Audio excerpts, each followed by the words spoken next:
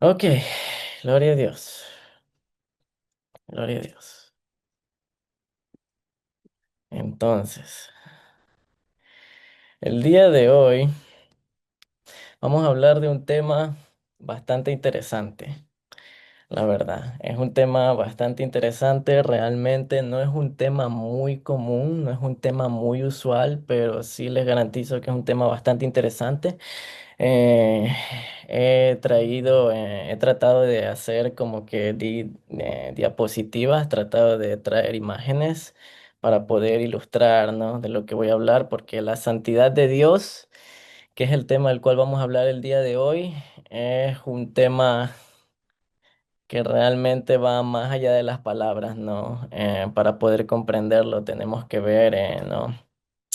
Tratar de recurrir a imágenes y a este tipo de cosas, ¿no? Para poder facilitar su comprensión, porque la santidad de Dios es un tema un poco complicado de entender y desde luego un poco complicado de explicarlo. La santidad de Dios es uno de los atributos de Dios. Dios tiene muchos atributos. Su amor es uno de sus atributos, ¿no? Su misericordia es uno de sus atributos, ¿no? Su fidelidad es otro de sus atributos. Su justicia es otro de sus atributos. Y su santidad, desde luego, también es otro de los atributos y es el atributo del cual vamos a hablar el día de hoy. Yo diría que es uno de los atributos un poco más complicados de explicar porque entender de por sí la palabra santidad es difícil, ¿no? Es una palabra extraña. Cuando nosotros encontramos una palabra extraña, nosotros recurrimos al diccionario. Pero cuando tú vas al diccionario, inclusive a buscar esta palabra santidad, el significado, te das cuenta que el significado varía y es diferente, inclusive dependiendo la lengua en la cual tú estás buscando el significado. Por ejemplo, si vas al diccionario, a la Real Academia de la Lengua, a la Real Academia Española, y buscas la definición de lo que es santo, te va a decir que es algo perfecto, que es algo libre de toda culpa, es decir, haciendo referencia a la pureza. Si bien es cierto, esto tiene que ver con lo que significa santidad, ¿no? Pureza, perfección, libre de toda culpa. Sin embargo, bíblicamente hablando, esto es una idea secundaria de lo que significa la palabra santidad o de lo que significa ser santo. Entonces, para nosotros entender cuál es el significado, cuál es el verdadero significado, cuál es ese significado primario de lo que significa la santidad o ser santo, tenemos que recurrir a la Biblia y tenemos que recurrir, para hacerlo más fácil, a las raíces etimológicas, a las raíces etimológicas.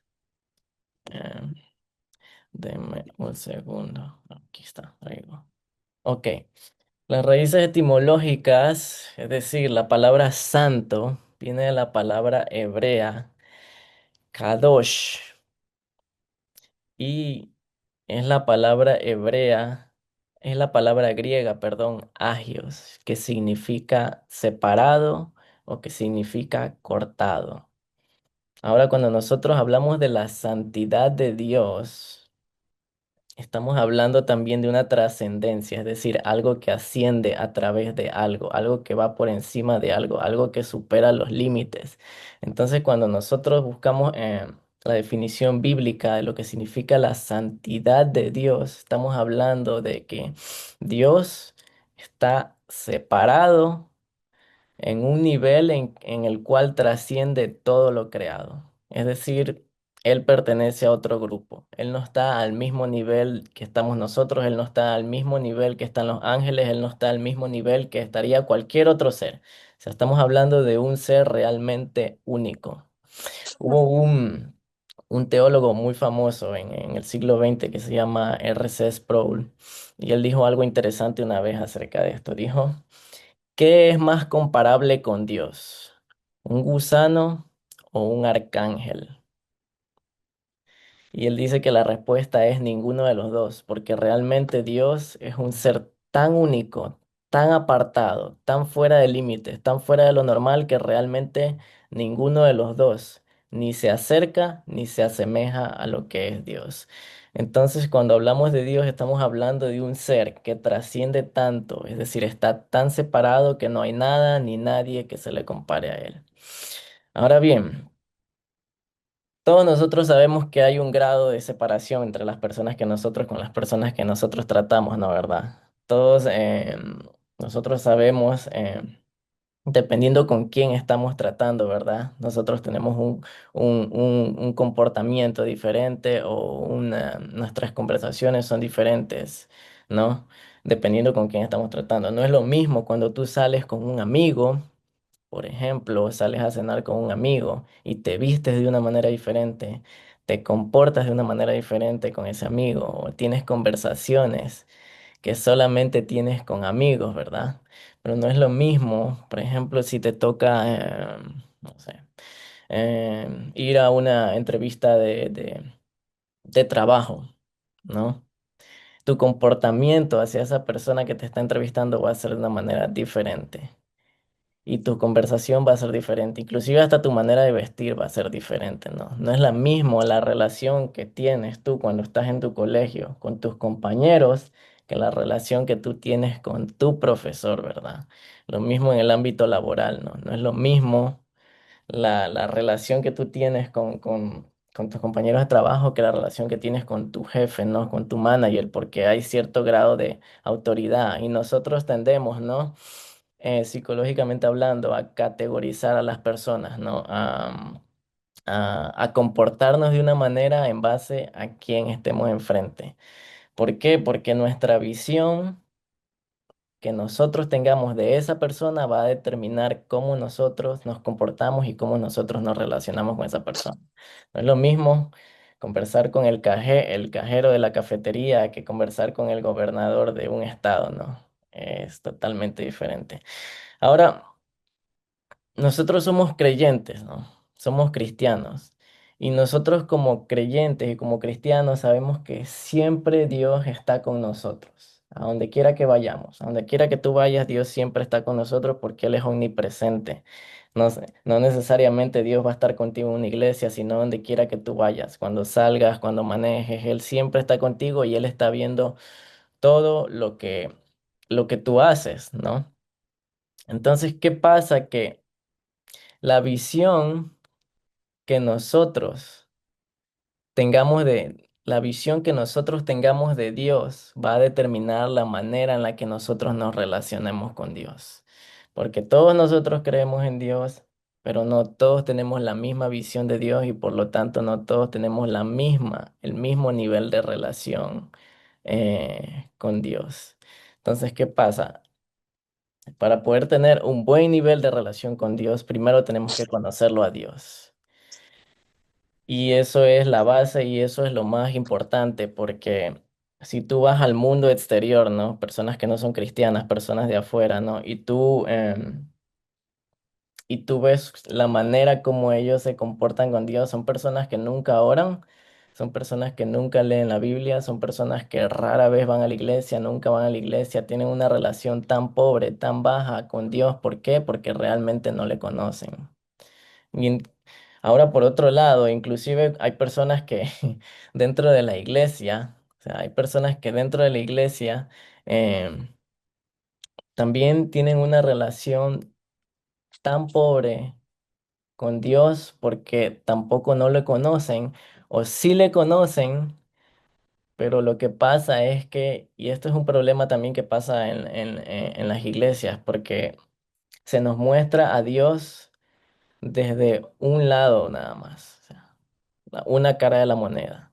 Hay iglesias que muestran a Dios no desde un ámbito completo, sino desde una perspectiva nada más.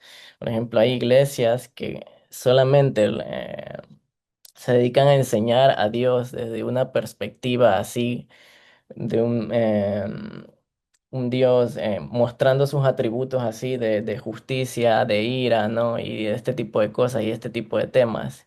Y por otro lado, hay iglesias que muestran a Dios desde una perspectiva, desde el otro extremo. Es decir, un Dios de amor, un Dios de gracia y un Dios de misericordia. Entonces, ¿qué pasa? Que cuando tú muestras a Dios solamente desde una perspectiva, si muestras no su dureza, su justicia y este tipo de atributos así, tú vas a crear personas que se estén juzgando todo el tiempo, que le estén viendo los peros a todo el mundo todo el tiempo, personas que no tienen ese amor por las demás personas. Pero por otro lado, si tú enseñas en una iglesia solamente sobre el amor de Dios y solamente sobre la gracia de Dios, vas a crear personas que por compartir mensajes tan blandos no van a tener temor de Dios y se van a tomar a Dios a la ligera. Y yo en mi experiencia que tengo como cristiano, ¿no? Yo he sido cristiano básicamente desde nacimiento, ¿no? Nací en una familia cristiana y todo esto. Entonces, algo que he notado bastante es este segundo problema que se encuentra en las iglesias, porque se enseña a Dios en las iglesias desde una perspectiva muy blanda, cuando debería haber un balance, ¿no? Y esa es la razón por la cual muchas veces nosotros tomamos a Dios a la ligera, ¿no? Tomamos el cristianismo a la ligera. Y eso pasa mucho en los Estados Unidos. Justamente esta semana estaba chequeando unas estadísticas y bastante interesantes sobre algunas organizaciones que hacen a los cristianos y a los grupos cristianos y a las familias cristianas aquí en los Estados Unidos. Y chequeé algunos números que me sorprendieron. Por ejemplo, aquí en los Estados Unidos hay un 32% de cristianos que asisten a la iglesia, pero que no leen la Biblia diariamente. O sea, 32% eh, de 32% de cristianos, no miento, solamente el 32% de los cristianos que asisten a la iglesia leen la Biblia. Y el otro, o casi 60% de los cristianos realmente no leen la Biblia diariamente, cuando la Biblia dice en múltiples ocasiones que en este libro de la ley meditarás de día y de noche, no solamente todos los días, sino de día y de noche, para que todo te salga bien y puedas prosperar. Eso es lo que dice la Biblia, para que todo te salga bien y puedas prosperar. ¿Cuál es el secreto de la prosperidad? ¿Cuál es el secreto de que todo te vaya bien en la vida? Bueno, meditar en la palabra de Dios, entre otras cosas.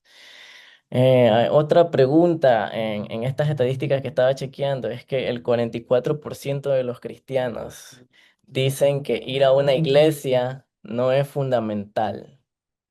Es decir, para ellos no es importante ir a una iglesia, no es necesario. Cuando la Biblia dice en Hebreos 10:25 la importancia de ir a la iglesia y la exhortación que nos debemos dar de ir a la iglesia y la exhortación que debemos darnos unos a otros, ¿no? Lo importante.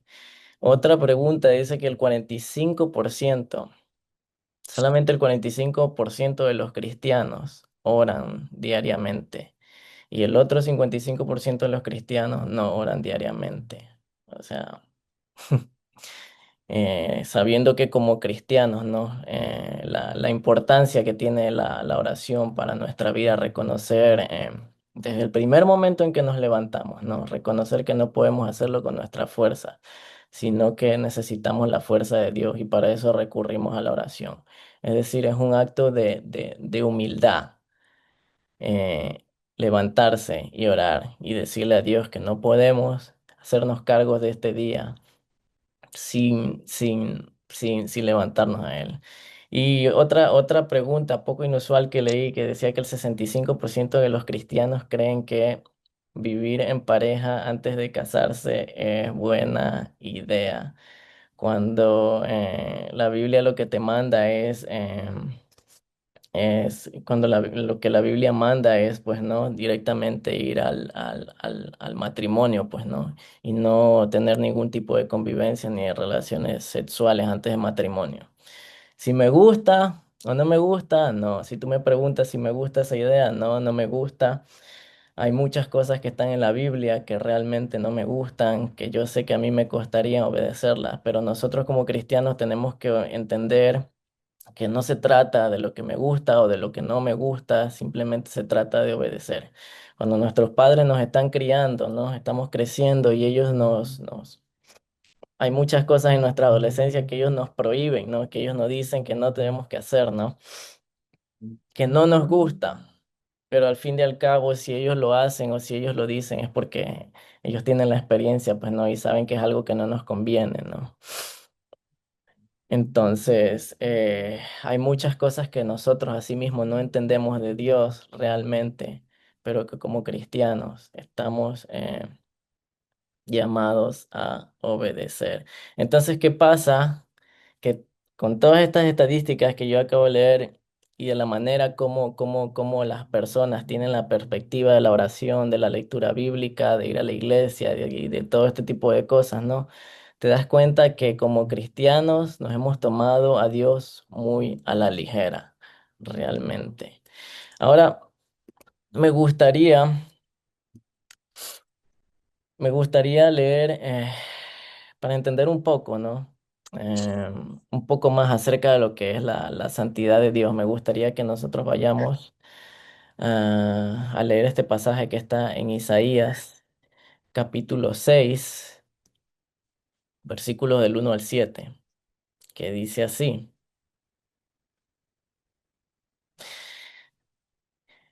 Dice así, el año de la muerte del rey Usías vi al Señor.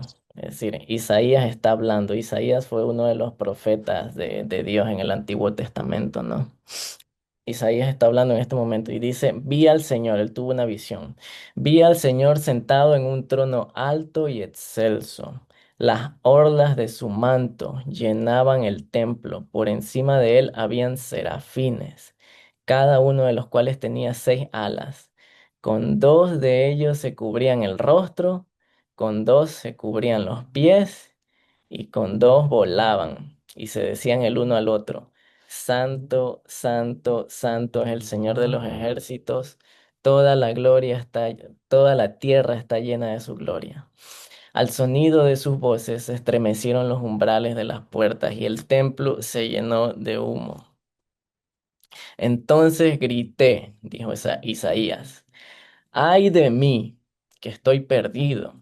Soy un hombre de labios impuros y vivo en medio de un pueblo de labios impuros, y mis ojos han visto al Rey, al Señor de los ejércitos. Y en ese momento voló hacia mí uno de los serafines. Traía en la mano una brasa que con unas tenazas había tomado del altar. Con ella me tomó los labios y me dijo, mira. Esto ha tocado tus labios, tu maldad ha sido borrada y tu pecado perdonado. Ok, está ahí la palabra de Dios. Ahora, en este pasaje vemos a Isaías, ¿no? Que tuvo una visión, ¿no? Fue llevado en el espíritu y él tuvo una visión del trono de Dios. El día de hoy he traído yo esta imagen como para em, tratar de que nosotros visualicemos lo más posible qué fue exactamente lo que Isaías vio en ese momento. Realmente la imagen se queda corta, la imagen realmente se queda corta, pero, pero es lo más cercano que pude encontrar para describir lo que Isaías estaba viendo. Entonces, mira lo que describe Isaías, pues, ¿no? Dice que vio sentado en el trono alto.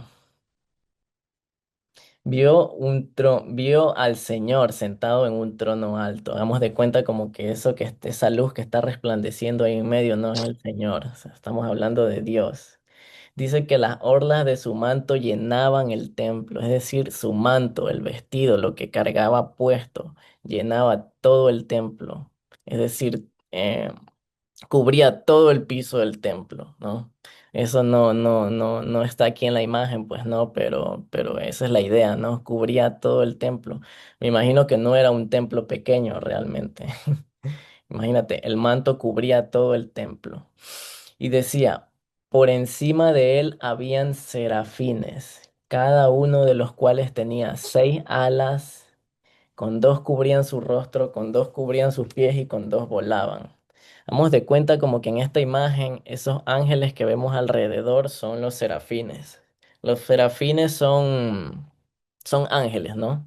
Son ángeles, son un tipo de ángeles porque digamos que en el cielo también hay ciertos rangos de ángeles, ¿no? No todos son iguales. Hay ángeles, hay arcángeles, serafines, querubines, hay potestades, bueno, es toda una lista de ángeles, ¿no? Todos tienen, hay rangos, ¿no? Así como aquí nosotros digamos en el, en lo militar también hay rangos, ¿no? Generales, comandantes, cabo y este tipo de cosas. También entre los ángeles también hay rangos, no todos son iguales, unos son más fuertes que otros, unos tienen más poder que otros.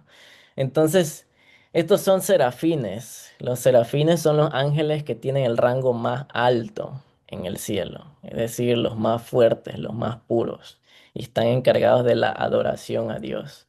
Entonces, estos serafines dicen que cubrían su rostro con dos de sus alas. Aquí nada más vemos que tienen 2 alas, pero la Biblia dice que tenían 6 alas. O sea, los ángeles realmente como la Biblia los describe son mucho más inusuales de como nosotros pensamos de ellos. Realmente son raros. Hay en el Apocalipsis, la Biblia describe en el libro de Apocalipsis a los ángeles como seres que tienen múltiples ojos en sus alas y en todo su cuerpo. O sea, realmente la descripción de los ángeles que nosotros tenemos en nuestra mente es muy diferente a la descripción que tiene la Biblia. Pero bueno. El punto es que estos eran serafines y lo que me llama la atención es que estos serafines cubrían su rostro y con otras 2 alas cubrían sus pies. Ahora, muchos de los teólogos, hay muchos de los teólogos, ¿cuál es la razón por la cual estos serafines cubrían su rostro? Muchos teólogos dicen que la razón es porque la santidad de Dios es tan alta, es tan grande, o sea, es una luz tan brillante, Dios es tan santo que ni siquiera los ángeles de mayor rango en el cielo pueden alcanzar a ver la santidad de Dios. Porque si llegan a descubrir sus rostros, llegan a sacar las alas que tienen en sus rostros, podrían hasta perecer. O sea, es tanta la santidad de Dios que ni siquiera los ángeles de mayor rango en el cielo, siquiera pueden verlo en su completa plenitud, en su totalidad. Esa es la santidad de Dios. Entonces me gusta lo que dice el versículo 5, Isaías hablando nuevamente, dice, ay de mí que estoy perdido. Soy un hombre de labios impuros y vivo en medio de un pueblo de labios impuros y mis ojos han visto al rey. Es decir, Isaías es consciente de la posición en la que él tiene, siendo una persona impura, de labios impuros y viviendo en medio de un pueblo impuro.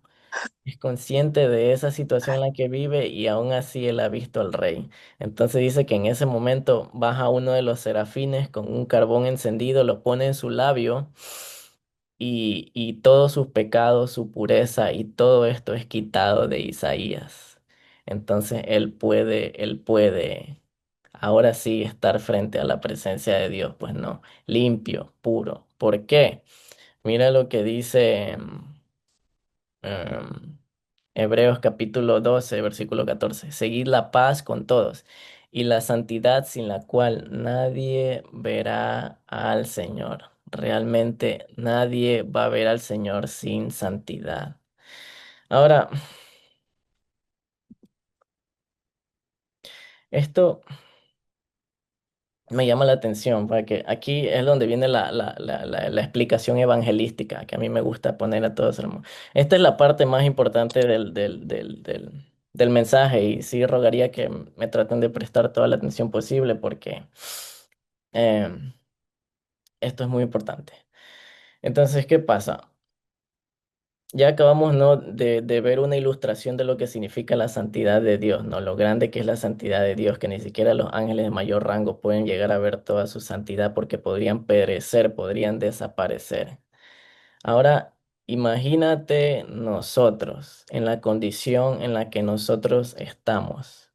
O sea, imagínate en la condición en la que nosotros estamos, pecadores, que le fallamos a Dios todo el tiempo, que pecamos, que hacemos esto y lo otro, vivimos nuestra vida desordenada como se nos da la gana. Entonces, ¿crees que nosotros en esta condición en algún momento vamos a llegar a poder ver a Dios? Sabes que cuando Adán y Eva, ellos pecaron, cuando Adán y Eva, ellos pecaron, cuando Adán pecó, Adán era el representante de toda la raza humana en ese momento. Si Adán pecaba, todos nosotros, toda la raza humana que le iba a seguir a él, íbamos a ser pecadores igual que él. ¿Por qué? Porque el pecado iba a entrar en él como en el ADN de él. Entonces, el momento en el que él desobedece, él peca, el pecado entra en el ADN de él. Eso significa que todos nosotros, todos sus descendientes, toda la raza humana que le iba a seguir de él después, íbamos a nacer con ese ADN de pecado. Es decir, si Adán fallaba, todos nosotros fallábamos. ¿Y qué pasa cuando Adán peca?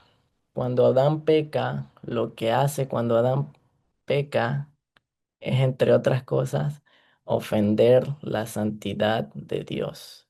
Porque Dios los creó a ellos de una manera tan pura. Imagínate, tan puro los creó Dios que ellos andaban así como los ven en las imágenes, desnudos en todo el huerto del Edén, ¿no? Realmente no había impureza, no había un pensamiento de perversión, no había nada. Entonces, a raíz de que nosotros pecamos es que empiezan a hacer toda la perversión, todos los pensamientos malos, todo lo negativo y todo eso. Entonces, nosotros dañamos completamente el plan y el diseño de Dios en el momento en el que nosotros pecamos y el momento en que el pecado entra al mundo, porque eso es lo que hace el pecado, realmente, destruir todo. Entonces, ¿qué pasa? Que en ese momento que Adán pecó, él ofendió la santidad de Dios. ¿Eso qué significa? Que Adán merecía un castigo eterno por ofender la santidad de Dios. Tanto Adán y Eva merecían un castigo eterno, merecían un juicio eterno, merecían una eternidad realmente en un infierno. Y ahora tú me puedes decir, bueno, eso es un poco exagerado, ¿no? Como que, ¿por qué un castigo eterno solamente por haber cometido un pecado? Bueno, porque precisamente ofendieron la santidad de Dios. Y la santidad de Dios es una santidad infinita. Es decir, que cuando tú ofendes la santidad de Dios, tú mereces un castigo infinito. Tú mereces un castigo eterno también. Entonces, ese es el problema con ofender la santidad de Dios realmente. Adán ofendió la santidad de Dios y todos nosotros ofendimos la santidad de Dios porque el pecado entró a nuestras vidas y todos los días que nosotros pecamos, nosotros estamos ofendiendo la santidad de Dios.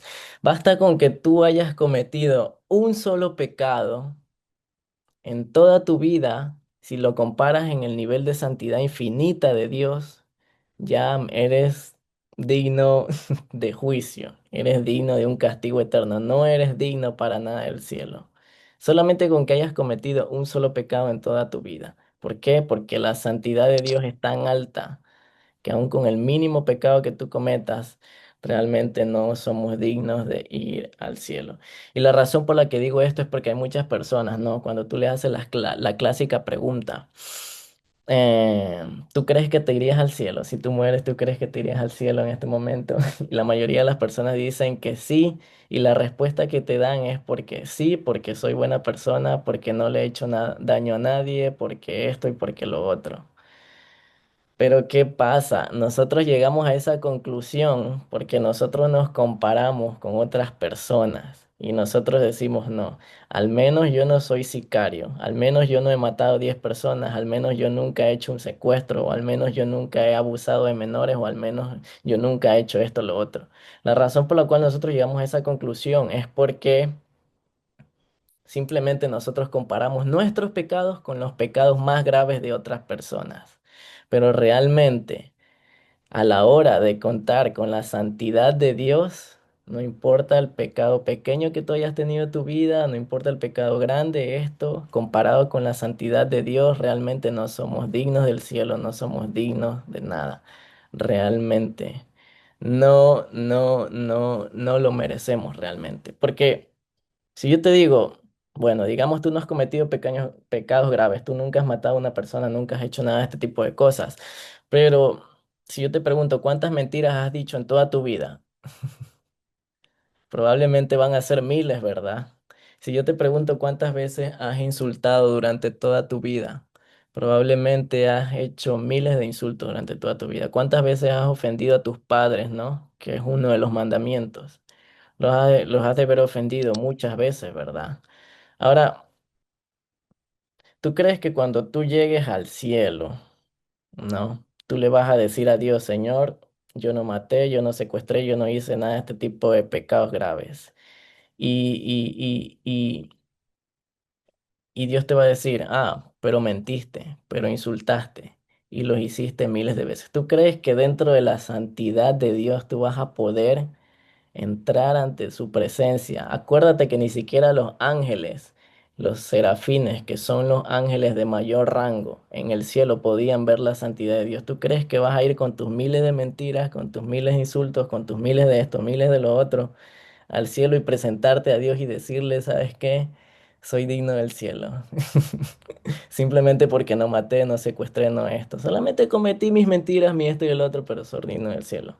Entonces, ¿qué pasa? Nadie realmente es digno del cielo porque todos hemos pecado. Para Dios no hay mentiras pequeñas, no hay pecados pequeños, no hay pecados grandes. Si tú cometiste un solo pecado en toda tu vida, si tú lo comparas a la santidad de Dios, ya no somos dignos del cielo realmente. Y eso es una realidad. Ahora tú me puedes decir, bueno, entonces como nadie es perfecto, todo el mundo es pecador, entonces nadie va a ir al cielo. Bueno, más o menos. No es así. La buena noticia, y es aquí donde viene el amor de Dios, ¿no? La buena noticia es que Dios no solamente que no nos dio el castigo que nos merecíamos por pecar, sino que nos dio una segunda oportunidad. ¿A través de quién? A través de su Hijo Jesucristo. ¿Por qué? Porque ¿qué vino a hacer Jesucristo a esta tierra? La respuesta más básica que todo el mundo suele dar, bueno, sí, Jesucristo vino a morir por nuestros pecados, entonces como nuestros pecados se le transfirieron a Él, ya nosotros no tenemos esos pecados y podemos entrar justos ante Dios. Sí, eso es cierto, pero hay algo más que hizo Jesucristo que la gente por lo general suele ignorar cuando hablamos de lo que vino a hacer Jesucristo a esta tierra. Hay algo más que hizo Jesucristo más allá de irse a una cruz y morir por nuestros pecados. Y lo cierto es que Jesucristo, antes de irse a una cruz y morir por nuestros pecados, Él vivió una vida perfecta aquí en la tierra. Él vivió una vida perfecta aquí en la tierra. ¿Por qué? Porque antes de Él morir por nuestros pecados, Él primero tuvo que satisfacer la justicia de Dios.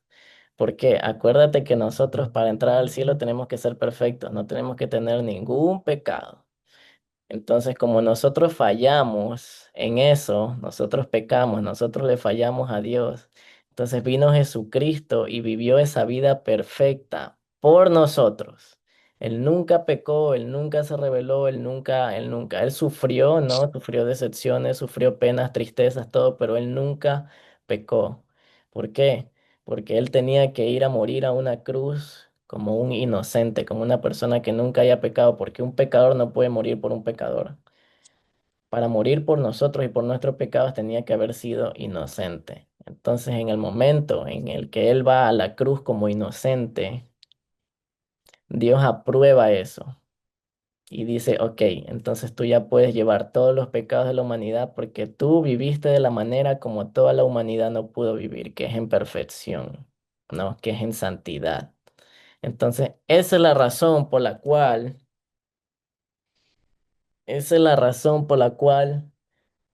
solamente es a través de Jesucristo. Llegamos al cielo a través de Jesucristo. No es a través de tus obras, no es a través de decir yo me porté bien, no es a través de esto, no es a través de lo otro, porque realmente para llegar allá arriba tenemos que ser santos, tenemos que ser sin mancha, sin pecado, sin nada. Y eso solamente lo hizo Jesucristo. Y Jesucristo nos traspasó su santidad a nosotros en esa cruz, que es lo que dice Hebreos 10:10. Esa es la razón por la cual encontramos versículos como este, por ejemplo, eh, Hechos 4:12, que dice, y en ningún otro hay salvación, porque no hay otro nombre bajo el cielo dado a los hombres en que podamos ser salvos. Encontramos otros versículos como este. Jesucristo está hablando en este versículo y dice, de cierto os digo, que el que cree en mí tiene vida eterna. O sea, ¿quieres llegar a la vida eterna? Jesucristo. Y otro versículo como este dice, yo soy el camino, la verdad y la vida. Nadie llega al Padre si no es a través de mí. Ya estamos terminando. Un segundo. Nadie llega al Padre si no es a través de mí. Entonces, ¿qué pasa? Jesucristo. Realmente, esa es la razón por la cual la Biblia hace en todo el Nuevo Testamento y en casi toda la Biblia apunta a Jesucristo, porque no podemos llegar al cielo si no es a través de Él, a través de su sacrificio. Lo único que tenemos que hacer es confesarlo, aceptar en fe ese sacrificio que Él hizo por nosotros en la cruz. Y vivir una vida en santidad también, ¿no? Porque Jesucristo murió por nuestros pecados, no para que sigas pecando, sino para que cambiarte, ¿no? La idea de esto es que tú reflejes, ¿no? Ese carácter de Jesucristo, ¿no? Y esa santidad. Que no, tu vida no va a ser perfecta, ¿no? Pero tú te esfuerzas, ¿no? Por vivir esa vida en santidad. Y vives esa vida en santidad por dos cosas. Primero, en respeto a lo que Jesucristo hizo en la cruz. Segundo, en respeto a la santidad de Dios. Porque cada vez que nosotros cometemos algo, nos salimos de la voluntad de Dios y cometemos un pecado, tomamos una decisión fuera de lo que Dios dice, no estamos respetando realmente la santidad de Dios. Y en conclusión, me gustaría terminar rápidamente con una conclusión. En el libro de Éxodos, capítulo 19, narra algo bastante interesante que yo estuve leyendo. Narra algo bastante interesante y es que el pueblo de Israel, ¿no? Ya Dios lo sacó de la esclavitud en Egipto a través de Moisés, ¿no? Todos tal vez hemos escuchado un poco de que Moisés sacó a un pueblo, ¿no? De Egipto, que abrió el mar y ese tipo de cosas, ¿no? Entonces Dios sacó al pueblo de Israel, estamos hablando de cientos de miles de personas, de la esclavitud y los llevó al desierto porque Dios quería vivir en medio de ellos. Esa es la idea de Dios siempre con nosotros. Él siempre quiere estar en medio de nosotros realmente. Entonces, ¿qué pasa? Que cuando el pueblo estaba en Egipto, un día Dios le dice a Moisés, em, Moisés, ¿sabes qué? Dile a todo el pueblo de Israel, todas esas personas que estaban en el desierto. Dile a todo el pueblo, porque Moisés era el intermediario, o sea, estaba Dios, Moisés y el pueblo. Dios hablaba con Moisés y Moisés hablaba con el pueblo. Moisés era como el intermediario. Entonces, Dios le dice a Moisés en una, ¿sabes qué? Dile al pueblo que en 3 días voy a descender sobre ellos, diles que se santifiquen, dile que laven sus vestidos, dilen que esto, dilen que lo otro, porque voy a venir en 3 días. Entonces el pueblo de Israel, el pueblo de Israel lo que hizo fue no, ellos dijeron, ay, chévere, Dios va a descender sobre nosotros, va a bajar, ay, qué chévere, mi Dios de amor y paz, peace and love, oh, estaban esperando que Dios se manifieste con canguil y palomitas, ¿no? Con palomitas y Coca-Cola. Entonces, ¿qué pasa? Pasan los 3 días y Dios desciende. Y Dios desciende de una manera Dios desciende de una manera tan brusca. Y dice que cuando Dios descendió de esta manera. Se oscureció totalmente el cielo. Cayeron rayos y sonaron truenos por todos lados. Había una bocina que pitaba todo el tiempo y que a medida que pasaba el tiempo, el sonido de esta bocina se extendía más y más y más. O sea, era algo totalmente ensordecedor. Y dice que cuando Dios desciende, desciende en una nube sobre el monte Sinaí y el monte Sinaí se empieza a prender en llamas. Y también dice que el monte Sinaí empezó a estremecerse y empezó a temblar y hubo un terremoto en ese momento en el monte Sinaí. Entonces, Dios se manifestó de una manera tan brusca que todo el pueblo de Israel que estaba esperando con palomitas y que Dios de amor y paz y esto y que el otro y esto y que el otro, se quedaron totalmente aterrados. Se quedaron totalmente aterrados, tanto así que le dijeron a Moisés, y en este momento fue cuando Dios empieza a hablar con Moisés ahí enfrente de todo el pueblo y le empieza a dar los 10 mandamientos. Y después de que pasó esto, el pueblo quedó tan aterrado que le dijeron a Moisés, Moisés, si Dios tiene algo que decirnos a nosotros, que hable contigo primero y tú nos lo comunicas a nosotros, pero que nosotros no hablemos a ese Dios porque no vaya a ser que nos mate. Entonces, la respuesta que Dios le da al pueblo en ese momento le dice, y Moisés respondió al pueblo diciendo, no temáis, porque para probaros vino Dios y para que el temor esté delante de vosotros, para que no pequéis. ¿Por qué Dios se manifestó de esa manera tan brusca en ese momento? Para que la gente le tema, es decir, para que la gente sepa que cuando están lidiando con Dios, no están lidiando con cualquier persona o no están lidiando solamente con un Dios de amor y paz y esto y el otro, sino que Él quiere generar en la vida de todas nuestras, en la vida de las personas ese grado de temor, ¿no? Y ese es el punto, ¿no? Y ese es el temor que realmente se ha perdido en las iglesias. Esa es la razón por la cual todos nosotros a veces nos tomamos a Dios muy a la ligera, Dios esto, Dios lo otro, porque realmente no los conocemos. Y por eso es importante entender este atributo de la santidad de Dios, porque cuando nosotros entendemos la santidad de Dios, nosotros entendemos el contraste tan tremendo que hay entre Dios y la posición en la que estamos nosotros. Y una vez que tú entiendes eso, tu relación con Dios va a cambiar porque sabes que no estás lidiando con cualquier persona, no estás lidiando con cualquiera. Estás lidiando con Dios y Dios es un ser que hay que temerle y también nos motiva a vivir en santidad porque dice Primera de Pedro 1:16, sed santos porque yo soy santo. Así que pues bueno, sin más que decir, ese es el,